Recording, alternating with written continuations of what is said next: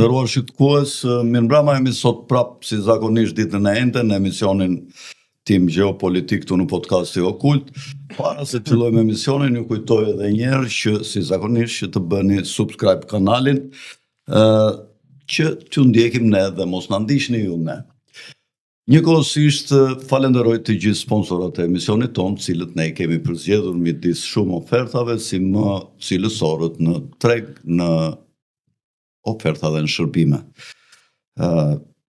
Para se të prezantoj të ftuarin e emisionit të sotëm, dëshiroj të them që do të bisedojmë, tema do të jetë për gjeopolitikën. Do fillojmë me situatën në Venezuelë midis Shtetet e Bashkuara konfliktuale dhe Venezuelës. Do të flasim pak për situatën në lindjen e largme ku Japonia ka tension me Kinën për çështjen e Tajvanit dhe sigurisht edhe për situatën e paqes në Evropë në luftën midis Ukrainës dhe Rusisë, si është duke ecur. I ftuari im sot është Red Baraku, miku i emisionit ton. Red, mirëmbrëma, mirë se na ka ardhur. Mirë se t'gjeta Fred, kënaqësi. Në podcasti Okult, gjithmonë je i këndshëm në ato bisedat e tua, atje në televizionin në TV, ku zhvillon biseda shumë ndjellëse për ata që duan të merren me gjeopolitik, por jo vetëm me gjeopolitik. Në qoftë se kishe dëshirë ndonjë diçka për situatën në vend, ndonjë diçka kështu shpejt çfarë kishe ndonjë. Ajo që po shohim është që pavarësisht asaj që mënyra se si po zhvillohen gjërat, kryeteza po shkon tek ajo që është thënë që në fillim, domethënë, ka një përpjekje për ta zgjidhur situatën politike në Shqipëri përmes një operacioni kirurgjikal që mund të shkojë deri te kryeministri. Pra, me ç'duket, ata doktorët politik në Shtetet e Bashkuara të Amerikës kanë kuptuar që nuk ka zgjidhje tjetër për këtë sistem, sepse duhet të kuptojmë që sistemi politik në Shqipëri është bllokuar, demokracia nuk funksionon më, nuk është më ajo demokracia përfaqësuese, është një, le të themi, është një pakt midis 2 apo 3 vetave i cili ka bllokuar sistemin. Mënyra e vetme që unë po shoh parlamentarizmit, po ka rënë gjithçka. Jemi për republikë qeveritare ku në krye është një person, Edi Rama, i cili mbështetet në patericat e ndërkombëtarëve. Kështu që mendoj europianëve kryesisht sot për Ramën. Kryesisht nga europianët, mendoj unë. Ata kanë mbështesin.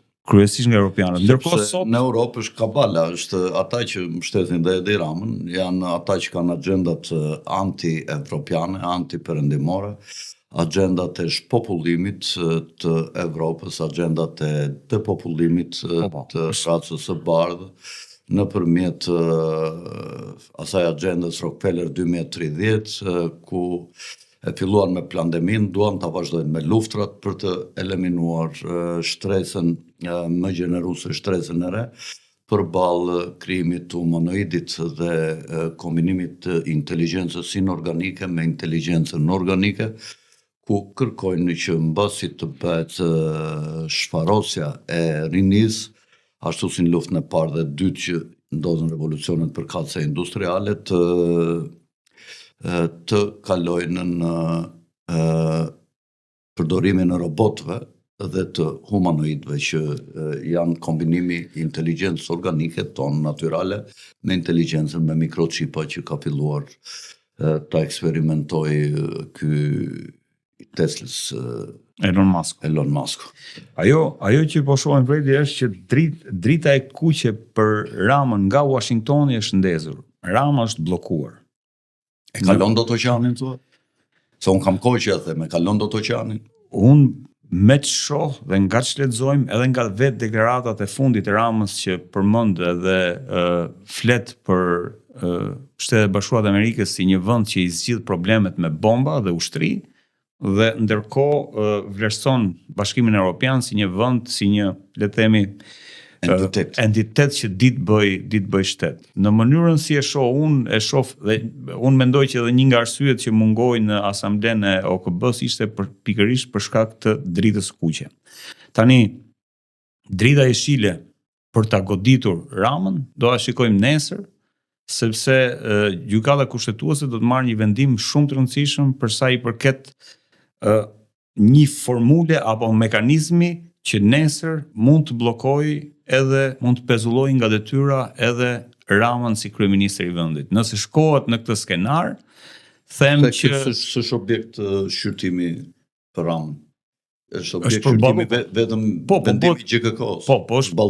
Bëhet precedent në kuptimin që nesër nëse gjykata besojë që të merret me Ramën gjykata kushtetuese. Jo, nuk merret me Ramën, po vendoset precedenti në kuptimin që nëse gjykata kushtetuese pranon vendimin e GKK-s që pezullimi është diçka që domethënë është brenda normave kushtetuese, pezullimi i një antari të Këshillit Ministrave, se edhe kryeministri është pjesë e Këshillit Ministrave si entitet, kupton?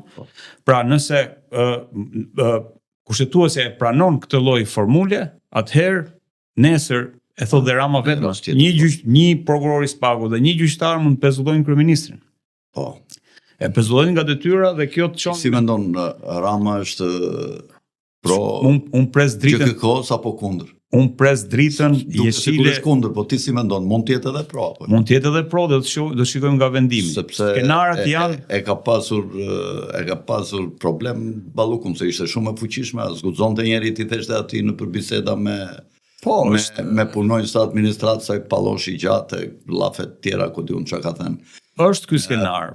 Është ky skenar që Rama mund ta, domethënë, dy janë skenaret që janë tavolinë sot. Ose SPAK dhe GKK janë totalisht në dorë të Ramës dhe Rama i përdor për të eliminuar kundërshtarët e tij politik apo problemet, se tash niveli kundërshtar për Ballukun për Ramën është ti çike egzageruar, po. Balluku është pitbull, e ka pas frikë. Po sidoqoftë, Rama sot mos hym ta diskutojmë se ç'a nivelesh përfaqëson, kupton? Domthonë Balluku është figurë tejet lokale krahasuar me atë që përfaqëson Rama sot. Po gjithsesi, pra, mund të jetë ky variant, po mund të jetë dhe varianti tjetër që ka ndodhur në Rumani dhe ka ndodhur në shumë vende. Pra, është krijuar një mekanizëm siç është reforma në drejtësi dhe SPAK-u, që ka shkuar deri tek thelbi i problemit, ka goditur mekanizmin që ka marrë peng sistemin politik në Shqipëri. Tani nëse, dhe kjo varet, këtë do na e thot nesër gjykata kushtetuese. Nëse një skenar është që gjykata kushtetuese, le të themi, rrëzon pezullimin e Ballukut dhe Balluku më pas jep dorëheqjen, kjo mund të jetë negociata. Kjo nuk ndodh. Nëse ndodh kjo, gjykata kushtetuese është e marrë fund posoj. Atëherë bie reforma në drejtësi, jam me ty. Ose ky varianti tjetër, po ky varianti tjetër kanë shënjesër pastaj pret vetëm dritën jeshile nga Washingtoni. Nëse ndonjëherë kur keqësohen gjërat nuk keqësohen për keq, keqësohen dhe për mirë. Po, mund të jetë. Pra, unë them që SPAK po pret dritën jeshile nga Washingtoni. Rama ka marrë të kuqen nga Washingtoni, SPAK po pret dritën jeshile që nuk është dhënë akoma. Mbase është ky momenti, mbase ka filluar që po varet gjithçka nga gjykata kushtetuese, 4-4 më kanë thënë janë deri tani, se edhe po le të themi ata 4 që votojnë kundër duhet gjejnë vrim ku të futen po votuan kundër GKK-s, ata 4 që kanë kundër. Dakor. Atëherë aeroplan mbajtja s'do ketë vend ku t'i ulë pastaj. Jam dakord. Kështu që është moment shumë decisiv. Nuk është GKK-ja atje, është Washingtoni atje që ka marrë vendim. Nëse ka marrë vendim, po guxuan dalin kundër Washingtonit për një gjë të drejtë, se mund të dalësh dhe kundër Washingtonit, kur është një gjë e padrejtë, po për një gjë të drejtë të dalësh kundër Washingtonit, duhet ta masin mirë tajaren ata. Jam dakord. Pra këto janë dy skenaret, Fred. Si mendon ti Redi, ky janë kaq shumë njerëz që kanë ngrënë darda mbrapa kurrizit të këtij. Ky rojtari i dardhave ka ndonjë çik fat apo s'ka fat, faj apo s'ka faj fare.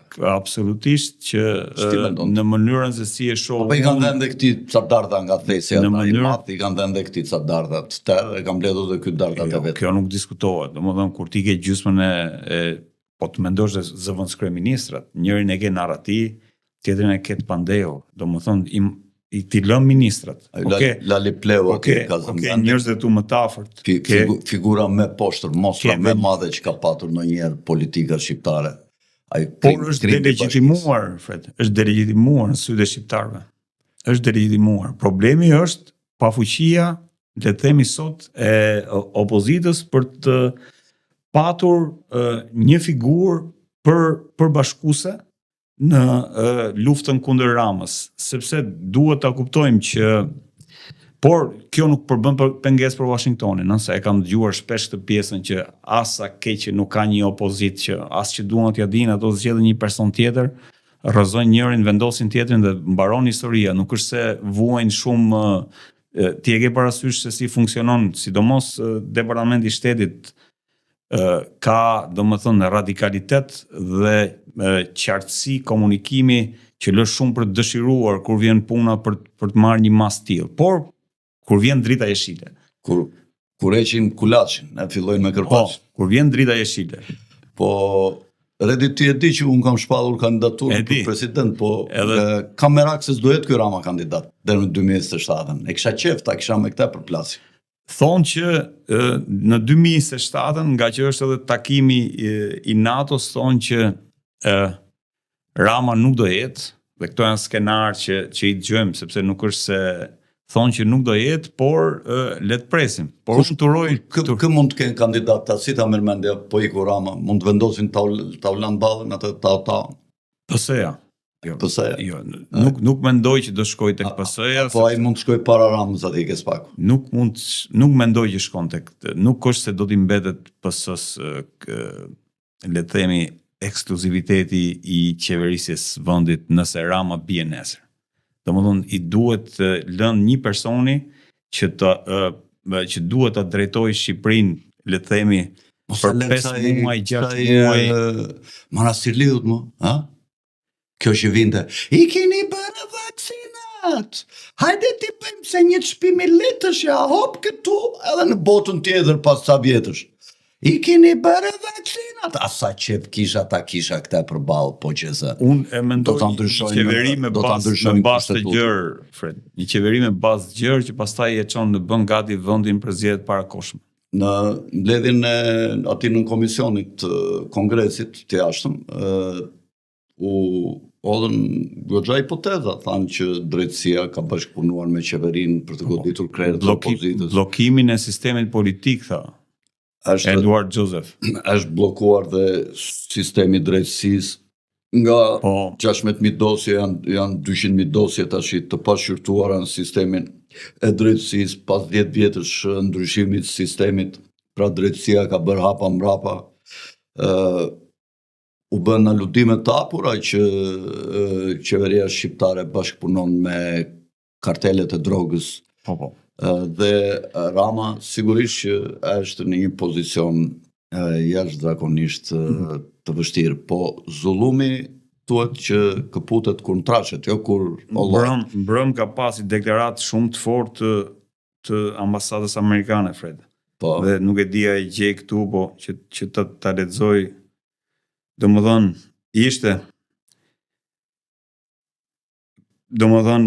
për vizitën që ka bërë zëvendës drejtori për çështjet e Europës Perëndimore Qendrore Lin Debevoise në SPAK. Ai ka vlerësuar, le të themi, punën e kryeprokurorit Altin Dumani me agjencitë amerikane të zbatimit të ligjit për të përballur me rrjetet e palishme që kërcënojnë sigurinë e Shteteve të Bashkuara të Amerikës. Është shumë e rëndë kjo. Pra, rrjetet e palishme që kanë shkuar deri në pikën sa kërcënojnë sigurinë e Shteteve të Bashkuara të Amerikës. Dhe tjetër, dhe për të luftuar korrupsionin që pengon kompanitë dhe investitorët amerikanë. Përpjekjet e Zotit Dumani vendosën standardin për bashkëpunim të fortë me Shtetet e Bashkuara të Amerikës dhe Shqipërisë. Çka do të thotë që sot SPAK në termat se si e lexojmë, është një instrument në duart e Shteteve të Bashkuara të Amerikës dhe do të përdoret për të goditur kartelet Po, nuk dhe është korrupsionin. nuk është se aludohet që me kartelet domethënë bashkëpunon qeveria.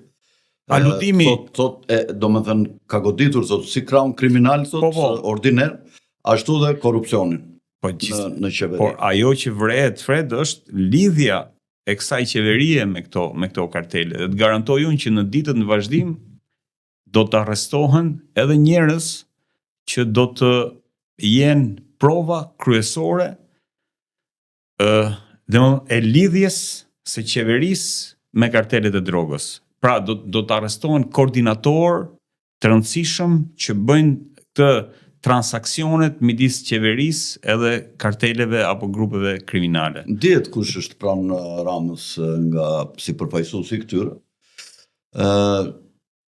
Do ta themi edhe, ndoshta do ta cekim edhe kur të flasim për luftën kundër Venezuelës, presidenti Trump krahas luftës kundër Venezuelës, i vendosur në luftën kundër drogës, domethënë këtyre transporteve klandestine të drogës, kontrabandës, se me dishaj ta fjalë, ka thënë që përveç Venezuelës do t'i vi radha dhe karteleve të Meksikos edhe karteleve kolumbiane të cilat do t'i godasin fort. Pra duket që ka më tepër nuk është një pretekst se sa është një shkak i vërtet, sepse Amerika është përmbytur me drogë. Dihet që mbas luftrave të opiumit këta tregtarët e mëdhenj britanikë të asaj shoqatës indive lindore tentuan ta fusnin drogën përveç kinezëve që u futën në luftrat e opiumit 1830-1850, tentuan ta fusnin në Britani, po populli britanik si më inteligjenti në botë nuk e u pranoi drogën, ata kanë uiskin, Shqipërinë, edhe si punët tonë që kemi rakin, dhe nuk e u pranuan. Dhe jura projekti dhe ja u futën në Amerikë nëpërmjet kinezëve ku Harimanët, vëllezërit Hariman, Averell Harimani me të vëllain e vet, bënin e kurudhat, ishte ambasadori në Rusi në vitet në kohën pa vdekur Lenini 22-23. Këta nëpërmjet kinezëve ja u futën punëtorëve zezak, që ishin shtresa më marginalizuar me dobët e shoqërisë amerikane, ja u futën drogën kinezët dhe nëpërmjet zezakëve pastaj filluan ta përhapnin edhe ke shtresat e tjera më pak, por që edhe ato e përdorin dhe sot shoqëria amerikane ka rënë në një kolaps të madh për shkak të përdorimit të drogave të ndryshme, qoftë organike, qoftë sintetike. Po të shikosh në pjesën perëndimore të Amerikës, në ato qytetet ande Kaliforni, Los Angeles, në për trotuare me ca lloj drogash që ngrinë kështu të në Philadelphia. Edhe Trump e ka shumë problemat edhe me këtë lloj pune merreshin kryesisht emigrantët e palikshëm, prandaj Trumpi i goditi dhe i largoi, pavarësisht se këta këllirat e majt reagonin, këto BLM, këto qishin reagonin dhe përpiqeshin të bllokonin gardën gjatë veprimeve të saj për arrestimin e personave të tyre, pa lejë me qindra mira në kohën e Sleeper Bidenit, dhe në këtë kuadër dihet që nga këto përgjimet që kanë dalë në media të këtyre ordinerëve, mafjes ordinere, delinkuente që punojnë edhe me Amerikën Latine, mendohet që këta i riciklojnë dhe i pastrojnë parat në sektor të ndryshëm të ekonomisë shqiptare, dhe këto i di mirë ambasada amerikane dhe këto nuk bëhen pa bashkëpunim. Gjithashtu, një sektor ku ka korrupsion të lartë, që është krye Dardhaxhiu direkt, është KRTRSH-ja, nuk e di si quhet tash, si e quajnë, po është kjo që jep lejat e ndërtimit.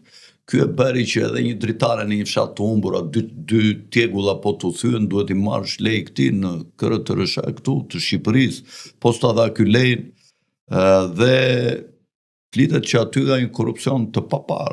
Domethënë aty është nga korrupsionet më të larta. Kam parë atje unë që hyn e rin me orë tëra në kemp në një sallë atje që dhe ujë nuk ju vën nga një ujë nga këto me bidona, institucioni që është më i korruptuar në Shqipëri dhe është dhe një grupi mafios në Shqipëri, nga Elbasani. Edhe ujë nuk ju vën atje të pinë, vën milioner mos them edhe miliarder, këta ndërtuesit e mëdhenj, i kam parë që rinë atje presin më kemë se janë vetëm 3 karige, dhe atje presin 20 veta, 30 veta i trajtojnë në mënyrë barbare, pasi ju kanë marrë çantat me para, 1 ditë para, 2 ditë para. Dhe të gjitha këto i kontrollon kryeministri, këto djen nga të gjithë, nuk është se s'ka ndërtues që mund të marrë. O ja u merr kështu direkt, ose ju thotë do t'i bëni projekte tot në këto kompanit që ka zgjedhur ai jashtë shtetit, me të cilat sigurisht që merret vesh pasaj, dhe ju kërkon ku diun 6 euro për metër katror për projektim, edhe për shembull një që mund ta bëjë një shqiptar me 10.000 euro ose me 15.000 euro një kompani shqiptare, një projekt që ka 30 vjet në treg, edhe që i shiten të gjitha ndërtimet, jo, thot, duhet ta kaloni ke një nga këto firmat, thot, t'ja u japin këto, thot, me 6 euro, pra ti për një parcel 3.000 hektar, për shembull, që ndërton aty në 1.500 metro, disa pallate 4 kaçe ose 5 kaçe, duhet t'i japësh 2 milion euro asaj firmës anden, në vend që t'i japësh 10.000 apo 15.000 një kompanie shqiptare, dhe ato 2 milion euro dhe ata bëjnë ca lloj formash, shikoj këtu kur zbret pa hyrë nën kalimi i liçenit, shikoj ato pallate, domethënë gjithë pamja nga liçeni është zënë me ca betone të mëdha, me harë kështu, po çet duat shpiun, po mos kem pamjen e liçenit aty.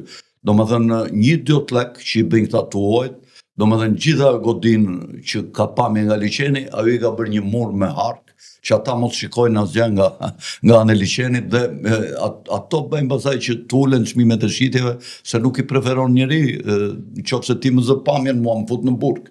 Kupton, këto bëjnë ata tuajt, dhe ato janë të përshtatshme për ne shqiptarët, që firmat shqiptare dinë si duan shqiptarët, ato, kupton, dinë kulturën, shihet e shqiptarëve, ai thotë, jo, do vesh ti bësh atje ke këto firmat tot.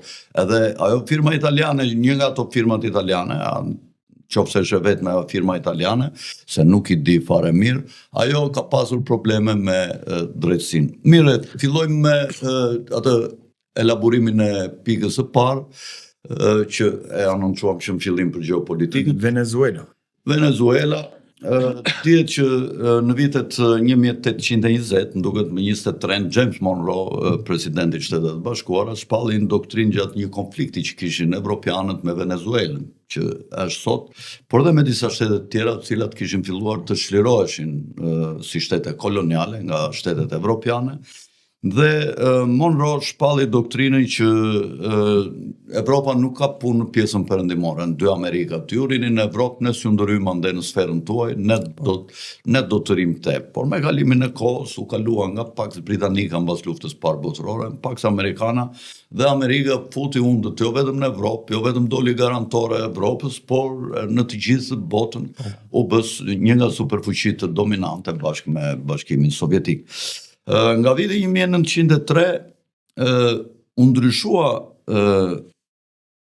politika e Amerikës. Nga një shtet proteksionist që mbronte Amerikën Latine nga evropianët, filloi politika e jankive, ku Shtetet e Bashkuara kërkonin të rikolonizonin Amerikën Latine për vete. Po, Doktrina Roosevelt. Po, dhe domethënë që u shtuat doktrinës Monroe.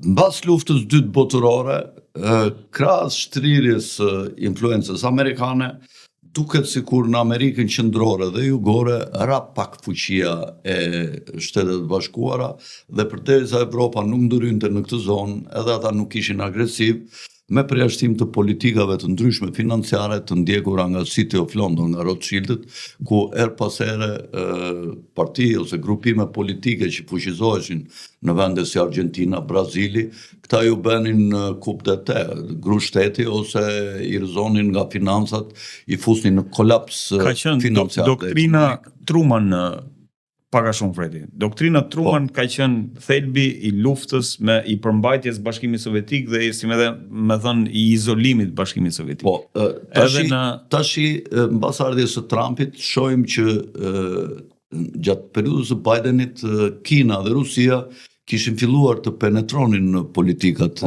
amerikane, në Venezuelë kishte filluar Kina të merrte naftën, në Panama kërkonte të blinte kanalin një investitor kinez. E tjera, dhe kjo e shqetësoi Trumpin dhe u rikthye përsëri me sa duket duke gjetur disa shkaqe, siç është fuqishme, siç është kontrabanda e drogës dhe përfshirja e qeverisë venezueliane në këtë lloj kontrabande, për të goditur geopolitikat e tyre në marrëdhënie me këto fuqitë jashtë Amerikës. Kjo është nga pikpamja gjeostrategjike, kjo është. Amerika ka mbledhur në Porto Rico, po bën stërvitje, ka mbledhur 15.000 ushtar, është ajo aeroplanmbajtja më e madhe në botë, Gerald Ford. Ndërkohë Rusia thuhet që e ka armatosur Venezuelën me armë moderne. Presidenti venezuelian kërkoi të largoheshe, po të mbante ushtrinë në kontroll, të largoheshe nga pushteti dhe t'ia linte pushtetin zëvendës presidentes. Trumpi nuk i pranoi këto pazare dhe i ka ofruar Dubai, në mos gaboj, Katarin të largohet bashkë me familjen. Po, të largohet bashkë me familjen dhe mos vër asnjë kusht tjetër që të shpëtojë lëkurën. Ndërkohë Maduro nuk i ka pranuar këto ofertat të Trumpit dhe shpeshherë po del me shpatë, me një shpatë kështu duke treguar të Dje foli për atë që quhet Gran Colombia. Po. Gran Colombia është përfshin Venezuelën, Kolumbinë, Ekuadorin, domethënë është. Edhe Kolumbia i ka dalë kundër presidentit Trump. Po, dhe Trumpi e ka shenjesër presidentin kolumbian, por ajo që duhet të thënë. Shqiput më duket. Nuk e di. Më duket se shqiput.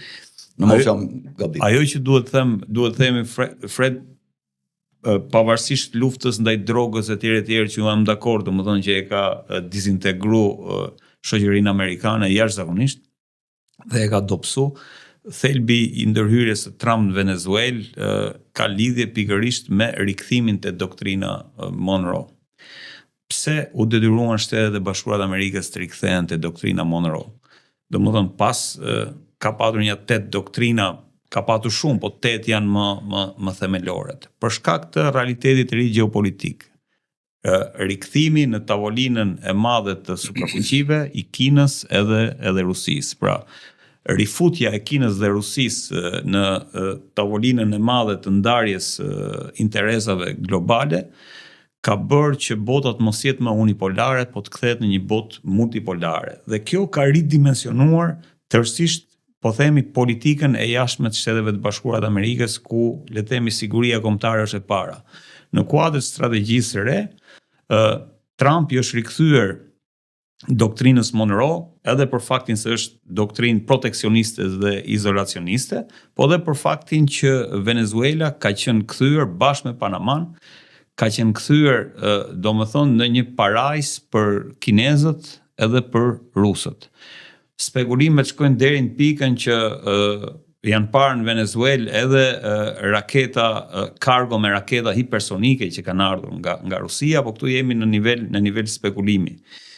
Dhe duhet thënë që një raket me nën shpejtësinë e zërit nga Venezuela, nga Caracas në Miami do 13 minuta.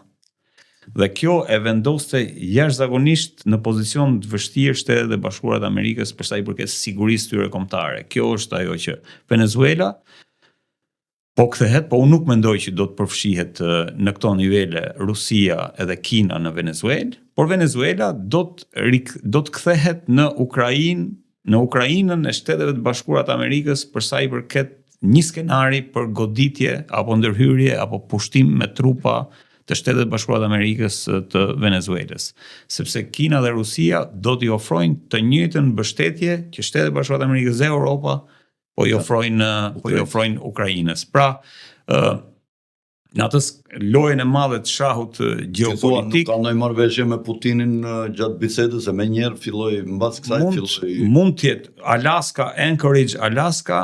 Në atë takim janë marrë shumë vendime dhe mund të jetë një nga vendimet për ndarjen e sferave, edhe Ballkanin, po. Një nga vendimet mund të jetë për gjithë botën është marrë, mund të jetë marrë aty se nuk e dim. Se zakonisht kur nuk del asgjë, është bërë gjithçka. Dhe unë mendoj që mund të jetë edhe kjo, por sidoqoftë në shahun e madh gjeopolitik është shikojmë lojë fuqie. Dorëheqja e Dodikut dhe heqja e non gratës nga Shtetet e Bashkuara. Dodiku ishte ai dominoja e parë që do fillonte destabilitetin në Ballkan dhe ndryshimin e kufive sipas projektit që kishte bërë Kabala për të krijuar Arkshigjetër Myslimane Ballkanike. Ata e kanë ndaluar të dy, me sa e shikoj unë. Nëse shkojmë, domethënë, kudo që do jemi tani, në çdo konflikt, tani më nuk do jenë vetëm Shtetet e Bashkuara të Amerikës që ishin të pasfidueshme deri dje, vendimet e tyre ishin të pasfidueshme, por do të jenë Shtetet e Bashkuara të Amerikës, Rusia, Kina, Europa më pak. Pra, në një farë mënyrë me strategjinë e re, Fred, ajo që ndodhi është që globalizmi si ide vdiq. Nuk ekziston më. Dhe bashkë me globalizmin do të vdesin, le të themi, edhe projekte gjeostrategjike të drejtanishme të Shteteve të Bashkuara të Amerikës, ku thash edhe Venezuela është pjesë e kësaj. Pra, rikthimi i Shtetit të Bashkuara të Amerikës në atë rajon është pasojë e vdekjes së politikave të drejtanishme të Shtetet të Bashkuara të Amerikës dhe pasojë e zhvendosjes se roli të Shtetet Bashkuara të Amerikës në Deep State, politika e Dakor, të Deep State nuk ka problem. Nuk ka problem. Jo vetëm Amerika. Deep State botëror kishte saktuar këtë lloj politikash. Këtu je ti pastaj. Këtu është fusha jote. Ajo që un po them është që kjo përmbysje e madhe e realitetit gjeopolitik do të prodhojë një zhvendosje të madhe të interesave që u reflektuan tek plani strategjik për sigurinë e Shtetit Bashkuara të Amerikës i 2025-s, ku ti shikon që është raportet e Shtetit Bashkuara të Amerikës me Rusinë janë shumë të zbutura dhe kemi një deklaratë nga Rusia që është dakord me atë plan strategjik të Shtetit Bashkuara të Amerikës. Kemi një, le të themi, gati sa ky plan strategjik gati sa nuk i ka shpatur luftë Kinës në kuptimin ekonomik të fjalës, por që mund të përshkallëzohet edhe në një luftë nesër midis Japonisë edhe Kinës, nuk e dim, linjën e largme. Dhe kemi pra thash spostimin e Europës dhe vdekjen e Europës, e Bashkimi Evropian, NATO dhe shumë ndërhyrje tjera që Shtetet e Bashkuara të Amerikës kanë bërë gjatë kësaj periudhe janë projekte obsolete, janë të pavlefshme për realitetin e ri gjeopolitik që ka ardhur për sa i përket balancës fuqive në botë. Kështu që unë e shoh Venezuela në këtë kontekst, e shoh Ballkanin në këtë kontekst. Në Ballkan unë them që tashmë BRICS-in si e shikon solid sepse nuk më bën sens aty koalicioni i ndis me Kinën. Aty çimendua përpiqet të jetë Putini, po Indi, Kinë, Rusi, po. Po kam frikë se India në rastin konfliktin lindjen e largme do dalë nga BRICS dhe do t'i bjerë Kinës. Nuk do ketë konflikt me Rusin, sepse me Rusin shkojnë mirë indianët, por nuk do bëj fajde ndërhyrja e Putinit për t'i bashkuar e për ta mbajtur Indinë në BRICS. E gjitha shkon tek izolimi i Kinës. Forcave në një konflikt në lindjen e largme. Në qoftë se India bashkohet me Japoninë, me Amerikën, me Korenë e Jugut dhe me Australinë, Kina me Korenë e Veriut marrin fund. Të shohim, e gjitha po shkon drejt këtij skenari, drejt izolimit të Kinës. Si të duk konflikti mes deklaratat konfliktuale me tension të kryeministres së Japonisë kundër Kinës para 10 ditëve, kur i thanë nëse guxon të dërgosh anijet luftarake pranë Tajvanit, ne do të godasim nga këto ishujt, janë disa ishuj. Senkaku, se po e lexoja se harroj gjithmonë. Ishujt Senkaku që janë shumë afër Tajvanit dhe janë 107 milje. Administrohen aktualisht nga Japonia. 220 km, 230 km sa i bie. Po, administrohen nga Japonia, por që ka pretendime nga Kina dhe nga vetë Tajvani për sa i përket këtyre ishujve. E shoh në kuadër të kësaj që po diskutojmë, me doktrinën e re, Trump e ka rrethuar, le të themi, Kinën. Domethënë nëpërmjet dhe sa herë Kina ka kundër dhe vendet myslimane të oqeanisë, Malajzia, Filipinet, të gjitha janë në aleancë me Shtetet e Bashkuara, do t'i kundërvijnë Kinën sepse Kina i ka kërcënuar, i ka bllokuar në përdorimin e tyre të deteve, ka filluar të shfaqet shumë agresore, ju mbyt barkat e peshkimit, ka bërë ishuj artificial për të thënë që këto janë ishujt e mi dhe mbi bazën e doktrinës toka ka detin, unë duhet të kem gjithë të detin duke bërë ishuj artificial, do me ka bërë lloj makinacionesh dhe ka hyrë në armiqësi me gjithë gatishullin e Indokinës, me të gjitha vendet, me Vietnam, Laos, Kambodja. Jam dakord. Ajo që po ndodh Fred edhe këtë doktrina e re është që Tajvani është i paprekshëm. Shtetet Bashkuara të Amerikës e kanë vendosur që Kina të përmbahet dhe të qëndrojë larg Tajvanit. Gjithashtu, pra, ajo që vërejmë është Japonia gjithashtu nga ana tjetër, duhet të kujtojmë për ata që na dëgjojnë, ka një marrëveshje të mbrojtjes reciproke me Shtetet Bashkuara të Amerikës. Pra ti nuk mund ta godasësh Japoninë sepse je direkt, domethënë objekt sulmi nga Shtetet Bashkuara të Amerikës. Ka marrëveshje ushtarake, marrëveshje mbrojtje. Është ende në fuqi. Japonia është fuqi përthamore, unë di që s'është. Gjermania si Japonia? Jo, nuk besoj që është. Kështu që kërcënohet nga Kina për goditje përthamore në rast të një lufte. I gjithë tensioni lidhet me këtë doktrinën e re të Shteteve të Bashkuara të Amerikës që lidhet drejt për drejt me izolimin e Kinës apo rrethimin e Kinës. Dhe normalisht do ketë tensione dhe tensioni parë vjen nga dy shtete që në atë rajon kanë qenë historikisht domethënë në luftë me njëra tjetrën për sa i përket mundësisë për dominuar pikërisht rajonin për cilin bëhet fjalë. Pra, është krejt normale që tensionet të ngrihen për shkak se Kina do të luftojë, të rezistojë, le të themi, përpjekjes së Shteteve të Bashkuara të Amerikës për të izoluar, le të themi, atë që e konsideroi për herë të parë, domethënë, te doktrina e re, jo vetëm më si kundërshtar, po si rival të Shtetet e Bashkuara të Amerikës. Fuqia më e madhe në botë është ajo që kontrollon detet dhe oqeanet. Në qoftë se një fuqi e madhe ekonomike nuk ka flot të madhe dhe nuk është në gjendje të dalë në çdo cep të botës siç del Amerika, ajo sa do ngelet e izoluar. Dhe Kina po mbahet e izoluar me flotën e saj dhe nuk lejohet që të lëvizë. Qofse Kina nuk ngre kapacitetet në mënyrë shumë të fuqishme që të dominojë Shtetet e Bashkuara, po e ka të pamundur Shtetet e Bashkuara e kanë buxhetin si vjet mbi $1 trilion në mbrojtje, kurse Kina nuk vete as gjysma e buxhetit Shtetet e Bashkuara. Pra, sikur Kina ta ngrer 10 vjet dy fishin e Shtetet e Bashkuara, mbas 10 vjetësh mund të barazohen në plot detar. Unë mendoj që nuk ka shanse. Shtetet e Bashkuara janë të pakra, domthonë Shtetet e Bashkuara të Amerikës po shkojnë plani i ri strategjik, po shkon plani ekonomik i Trump për llogaritë që shëbahet shkojnë në $40 trilion. Domethënë si ekonomi. Po $7 trilion më shumë se sa ka qenë. Po, më gati domethënë edhe sa Kina dhe Europa bashk si ekonomi, afërsisht domethënë. Pra, edhe më shumë. Ky është Kina 20 trilion ka, edhe Europa aty ke 18-19. Kështu që domethënë projeksioni i Shtetet Bashkuara të Amerikës është të shkojë në këto nivele për shkak të asaj që Sleepy Joe që Trump jo rastisht e quan, se mendojnë njerëzit që është retorik. Jo, nuk është Sleepy Joe.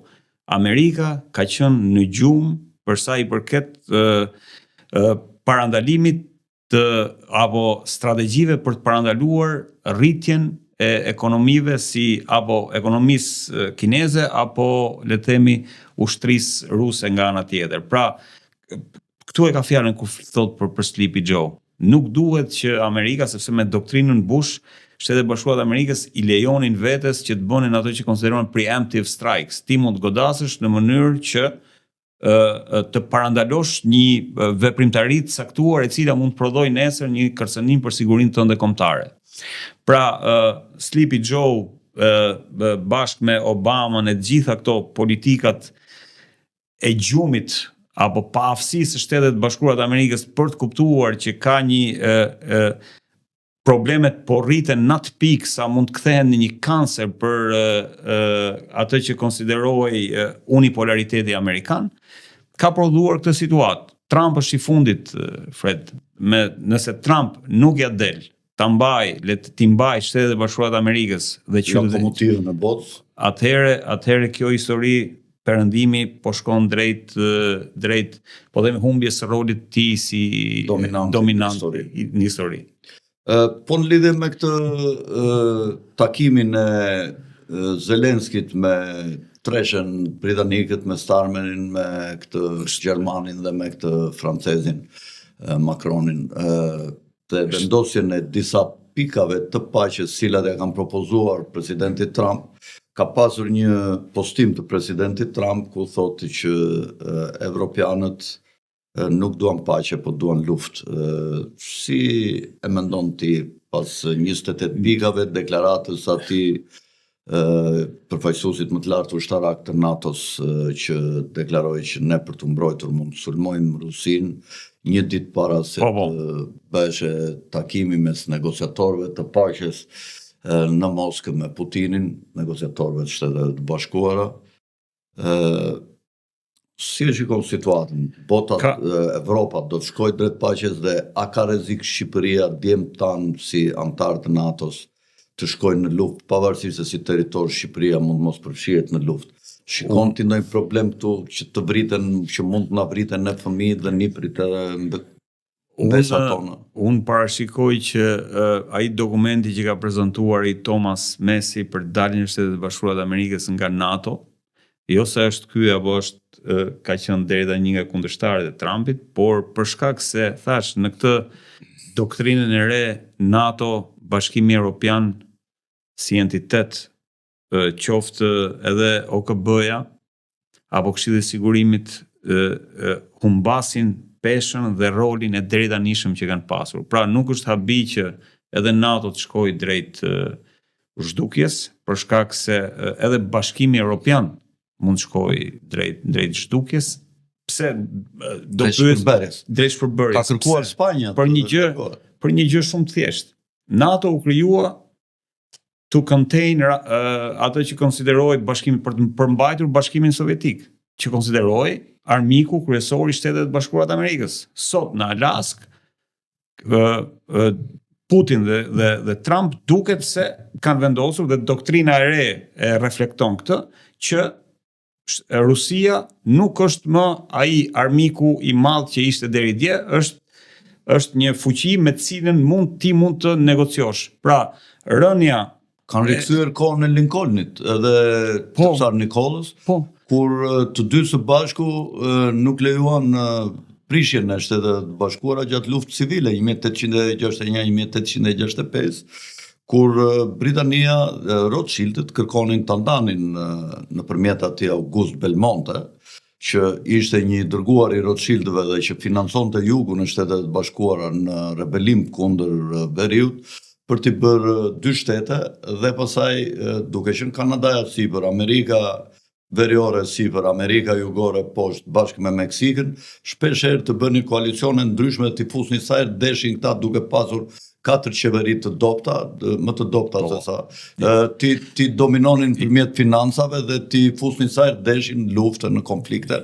Mirë po Lincolni dhe cari nuk e lejuan këtë, cari çovi flotat nga dy anët e Shtetet e Bashkuara dhe i tha Britanisë, po hyre në Britani të ndihmosh jugun për të fituar pavarësinë, për të bërë atë separate, domethënë ndarjen e dy shteteve të Shtetet e Bashkuara, ne do të godasim, kupton? Dhe u krya një alancë dhe ishte ky moment kur Rusia i fali edhe me pak lekë ja shiti Alaskën. Ishin momente dashurie mes të dy shteteve. Është edhe një moment që përkujtoi Putini, po mediave i shpëton ky detaj. Putini pas takimit në Anchorage, në Alaska, vendosi një tufë lule tek pilotët rusë të rënë gjatë luftës dytë botërore, ndërkohë që Shtetet e Bashkuara të Amerikës, unë kam patur edhe hartën, ndihmonin Rusin me 800 avion, domethënë i kanë parasysh edhe i kanë ndihmuar në luftën e Bashkimi Sovjetik kundër Gjermanisë. Dhe kjo rikthen, domethënë fakti që Putin vendosi lule me se luftoi Stalini që goditje pikërisht e Gjermanisë. Komplet mendimat amerikane nga ngushtica Barents. E njëjta gjë është. Kështu që thash, rikthimi i Rusisë tashmë jo më si armik, po si një aleat i Shteteve të Bashkuara të Amerikës. Po Evropë-Rusi mund të ketë luftë, si mendon? Evropë-Rusi varet nga këta tani. Dhe prandaj e solla këtë Evropën e kontrollon Kabala. Të gjithë ata që drejtojnë Evropën janë të pasgjetur, me nga 5-6% kanë mbështetje. Në 10 Downing Street ishte Merz, ishte Macron, ishte edhe Starmer bashkë me Zelensky. Ishin 3 fuqit më të mëdha europiane. Evropa dhe Holanda, Belgjika, Spanja, Italia. Dhe në një, le të themi, në një të ardhme ku europianët nuk do ta pranojnë rolin e ri ku tenton t'i vendos Trumpi me Putin. Ata do të bëjnë një luftë dhe do të tregojnë që duhet të jenë në tavolinën e madhe ku vendoset gjërat e mëdha. Ata mund të bëhen dominant në luftë konvencionale me Rusinë, po ata janë shumë inferior në luftë në rast të përshkallëzimit të një lufte nukleare. Sepse Putini nuk mund ta vendos veten në inferioritet përballë Evropës. Evropa ka 500 milion banor, ka GDP ka trilion dollar. Po investon për mbrojtjen të gjitha shtetet evropiane, po ja kalojnë dhe Shtetet Bashkuara $1 trilion në vit. Pra Evropa mund të kthehet për një vit, për 2 vjet, nëse militarizon industrinë e saj në një superfuqi të madhe për luftë konvencionale ndaj Rusisë. Pra, për konvencionale. Prandaj duhet zgjohet dhe unë mendoj që do zgjohet ato 5.000 raketat me mbushje bërthamore që i ka gati Rusia dhe dakord, po ka edhe Franca, edhe Britania, erdhi puna te skenari bërthamor, Fred. Po dhe aty mund shkoj. Pse e goditi Trumpi Iranin? Sepse kërcënoi Izraeli, i tha Trumpit se s'po e përballonte dot luftën me raketa me Iranin, dhe Izraeli është i vogël. 2-3 qytete po i godite, Haifën, Tel Avivin, këtë... Po, dëmet jashtëzakonshme ka bërë, pavarësisht se nuk kështu, dëmet jashtëzakonshme. Edhe s'po e përballonte dot, të menduan që kishin atë mbrojtjen kundërajrore, mi po ajo qa dhe atëherë ata thanë, ne si përballojmë do ta, do t'i godasim me armë bërthamore. Atëherë ndryri Trumpi që goditi që ndalin luftën me bërthamore. Po Izraeli është i papërgjegjshëm, godet, nuk e ka problem para. Mund të kthehet situata, unë them që Europa do ta vazhdoj luftën, nuk do ta pranoj planin e Trumpit. Po rrezik për Shqipërinë, ku është rreziku? Rreziku është për mua Shqipëria, për mua në këtë doktrinën e re, Fred, kam parë që në Ballkan, shikoj domethënë që Ballkani për sa i përket zhvillimeve të mëdha e ka humbur peshën gjeostrategjike që ka patur deri tani. Gjithashtu, për shkak se tashmë Serbia si parashikon në rastin në luftë. Këtë analizë po bëj. Ndërkohë tashmë që Rusia nuk është më një armik, por është një aleat i Shteteve të Bashkuara të Amerikës, kjo do të reflektohet, le të themi, edhe në Ballkan. Shqiptarët nuk do jenë më ambasadorët, le të themi, ekskluziv të një superfuqie botërore, po do jenë ambasadorët e Shteteve të Bashkuara të Amerikës përballë ambasadorit të interesave serbe që ka qenë gjithmonë, që është Serbia. Ruse që është Serbia. Pra, në këtë kontekst e shoh Ballkanin, e shoh Shqipërinë dhe le të themi doktrina e re nënkupton që Shtetet e Bashkuara të Amerikës nuk do jenë më aty për të mbajtur për dorë qytetësh. Po Prishtina, Shqipëria në këtë konflikt të Evropës me Rusinë. Rreziku është i madh. Si rreziku është Shqipëria? Cili është rruga më e mirë? Po Prishtinato në Ballkan do të zgjohen demonët e vjetër historik, nuk e di se si do të përmbahen. NATO është vetmja garanci. Nëse bie NATO, Shtetet e Bashkuara. Po, Shtetet e Bashkuara, në rastin konkret, po nëse bie NATO, garancia nuk ka më garanci për Ballkanin dhe mund kemi këto, thash, në këtë doktrinën e re të sigurisë botërore, se duhet thënë që doktrina e Shtetit Bashkuar të Amerikës në një farë mënyre është edhe doktrina e re se si do funksionoj bota në vitet e ardhshme, të paktën në 10 vjet apo 15 vjet. Në rendin e ri botëror. Në rendin e ri botëror, do të shikojmë, unë them që Ballkani ka rrezik që të bëhet pjesë apo është bërë pjesë e një deali në Anchorage, në Alaska, dhe mendoj që është ndarë midis Rusisë edhe Shtetet Bashkuara të Amerikës. Ajo që është e frikshme është që roli i Bashkimit Evropian në këtë histori. A do ta pranoj Bashkimi Evropian që të dalë? Nëse do jetë Rama, Shqipëria do të jetë me Bashkimin Evropian luftë kundër Rusisë. Prandaj po nxiton Bashkimi Evropian që Shqipërinë ta fusi në Bashkimin Evropian sa më shpejt. Pa hyrë në Bashkimin Evropian Shqipëria mund të ndryshojë politika. Bashkimi Evropian është bërë një burg i madh ku është mbushur me raca të tjera, është shpopulluar, po vjen kryeministra në Britani indian, kryetar bashkisht në Londër, në qytetet tjera të Anglisë, nga këto pakicat muslimanët, nuk kam gjë me ta, po Anglia duhet të jetë e anglezëve, India duhet të jetë e indianëve, vendet muslimane të jenë të vendeve të muslimane, nuk mund të vejë në Arabi Saudite të bëhet kryeministër një shqiptar ose një kupton. Po prandaj po bëhet lufta. Këto janë nonsenset më dha. Fred, prandaj po bëhet lufta edhe në SPAK për sa i përket një personazhi apo një prokurori për cilin përflitet që mbështetet ekskluzivisht nga SBA-ja dhe një prokurori tjetër që përflitet se mbështetet ekskluzivisht nga Bashkimi Evropian. Kjo lidhet nga interesat gjeostrategjike të secilës palë. Dhe që kanë fuqi të dominojnë aty. Të shikojmë se kush do fitoj. Rama duket i pozicionuar me Europën. Thuaj me emra, pse si thua me emra? Kush janë këta? Unë si ti për shembull. Ja nga që jo se nuk i them, por që për të qenë korrekt. Po s'ka ndonjë gjë ajo. Perceptimesh ajo, kupton, nuk është për të qenë korrekt, aty ka një përplasje të madhe.